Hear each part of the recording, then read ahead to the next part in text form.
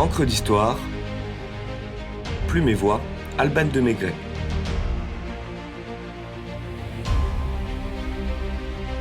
La bataille de Trafalgar.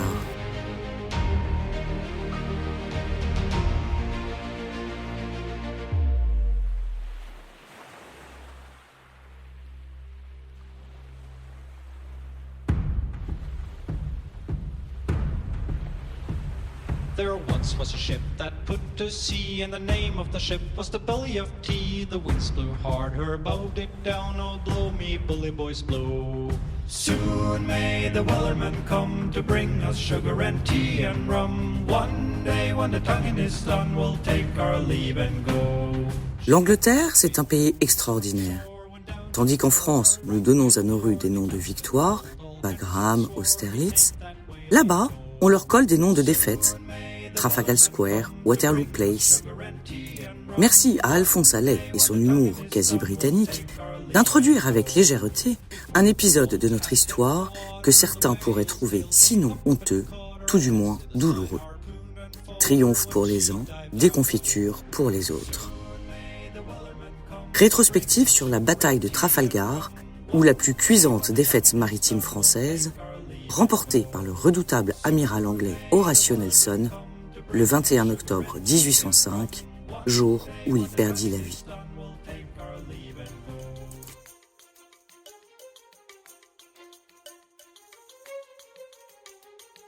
La paix d'Amiens du 25 mars 1802 est censée mettre fin aux hostilités anglo-françaises en ce début de siècle. Mais les deux côtés savent que leurs compromis sont fragiles. L'Angleterre garde certains avantages coloniaux, tandis que la France maintient sa suprématie sur le continent.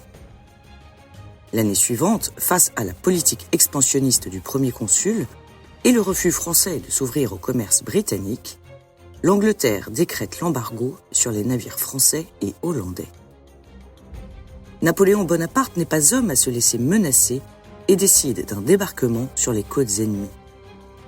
En mars 1805, les plans de bataille de l'empereur sont échafaudés.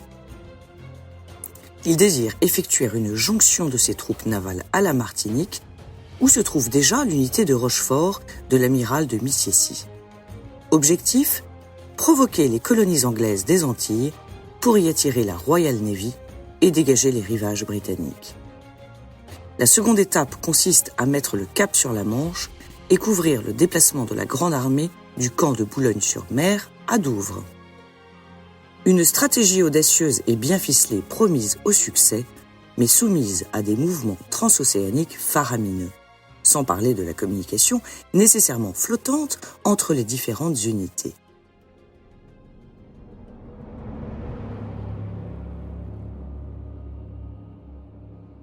Une escadre anglaise embusquée ne perd pas des yeux son homologue français de Brest, mené par l'amiral Ganthaume, l'empêchant d'appareiller sans livrer bataille. Les équipages de la Navy étant plus nombreux et plus aguerris, les Brestois sont donc condamnés à rester au port. Du côté de Toulon, l'amiral de Villeneuve entame la longue traversée vers les Antilles et arrive mi-mai à destination, renforcé de 6 vaisseaux espagnols commandés par l'amiral duc de Gravina, allié de l'empereur. Mais l'amiral Missiessy et ses hommes ont déjà pris le large, direction Rochefort, n'ayant reçu à temps les ordres de Napoléon d'attendre leurs compagnons de guerre. Décidément, les vents tournent. Rien ne se passe selon les plans. Ordre est finalement donné à Villeneuve de retourner en Europe afin de débloquer l'escadre de Brest pour pouvoir suivre le but ultime, l'avancée vers la Manche. Villeneuve s'exécute et prend la route du vieux continent. Désormais, tout repose sur cet homme.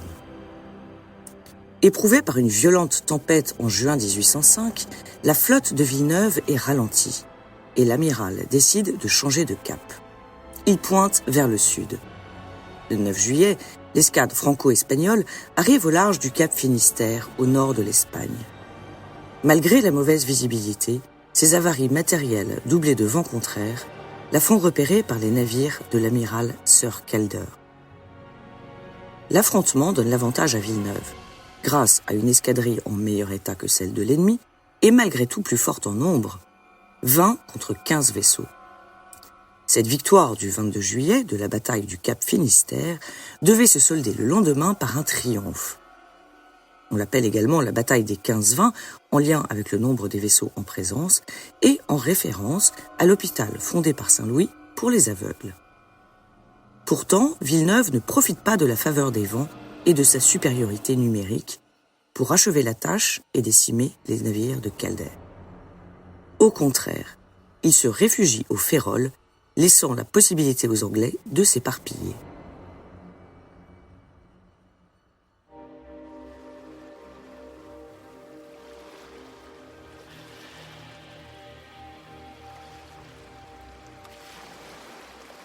L'empereur est furieux, mais tente d'amadouer le vice-amiral et le convaincre de rejoindre Brest, comme en témoigne ce courrier.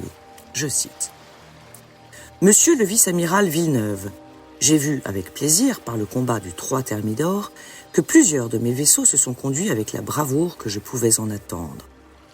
Je vous sais gré de la belle manœuvre que vous avez faite au début de l'action et qui a déconcerté les projets de l'ennemi. J'espère que cette dépêche ne vous trouvera plus à la Corogne, que vous aurez repoussé la croisière pour faire jonction avec le capitaine de vaisseau allemand, balayer tout ce qui se trouverait devant vous et venir dans la Manche. Si vous ne l'avez pas fait, faites-le, marchez hardiment à l'ennemi. » Tout va de Carib en Scylla. Le capitaine Zacharie allemand, qui a pris la place de l'amiral Missiessy, disgracié par Napoléon, tente de rejoindre la flotte de Villeneuve, qu'il croit être à la Corogne pour lui prêter main forte. Il ignore que ce dernier s'est replié sur Vigo après sa chute avec Calder. De son côté, Villeneuve tente d'établir le contact avec Allemand, mais la frégate qu'il envoie est capturée par les Anglais. C'est le serpent qui se mord la queue. Napoléon sent poindre le coup de Trafalgar et trépigne. Je cite. « Je compte sur vos talents, votre fermeté et votre caractère dans une circonstance aussi importante. Partez et venez ici. Nous aurons vengé 6 siècles d'insultes et de honte. Jamais, pour un plus grand objet, nos soldats de mer et de terre n'auront exposé leur vie. » Mais ces ordres sont floués par un marin qui semble définitivement perdre le nord et n'en faire qu'à sa tête. Effrayés par les empires de la Navy dans la baie de Biscaye, les deux parties renoncent. Allemand vogue vers Brest et Villeneuve vers Cadix, au sud.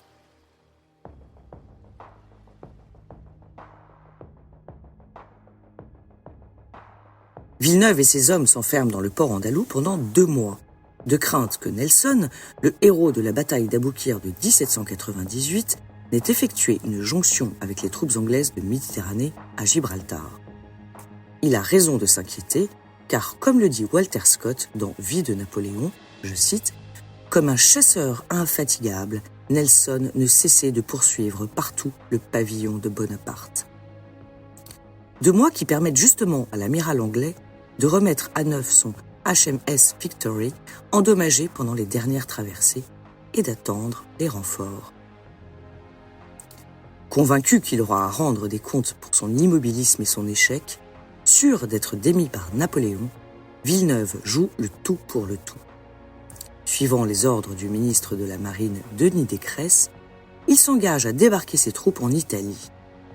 Mais en face de la rade de Cadix, l'attendent, et il le sait, Nelson et ses hommes. L'annual Register de 1805 rapporte. Piqué et mortifié par toutes ces causes réunies, il se détermina, dit-on, contre le vœu des Espagnols, à livrer bataille à Lord Nelson. Une victoire remportée sur le plus grand homme de mer du siècle pouvait racheter son honneur et le couvrir de gloire, tandis qu'une défaite ne pouvait ajouter que peu de choses à la situation humiliante dans laquelle il se trouvait placé.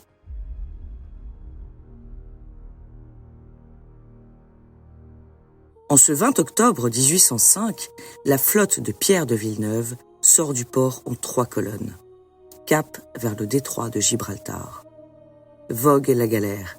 Au total, 18 vaisseaux français et 15 espagnols s'aventurent en mer. Le lendemain, au large du cap de Trafalgar, 27 navires anglais leur font face. Sûrs de leur supériorité, ils abordent un pavillon désormais historique. England confides that every man will do his duty. L'Angleterre a confiance dans le fait que chaque homme fera son devoir. Chacun connaît l'issue. Un tir du redoutable, commandé par le capitaine Lucas, touche mortellement l'amiral Nelson, qui murmure dans un dernier souffle « Dieu merci, j'ai fait mon devoir ». Les pertes franco-espagnoles sont terribles. Napoléon Ier, contraint d'admettre la suprématie maritime anglaise, qui durera d'ailleurs encore 100 ans, doit renoncer à son grand projet d'anéantir la perfide Albion et recentrer ses conquêtes vers d'autres territoires.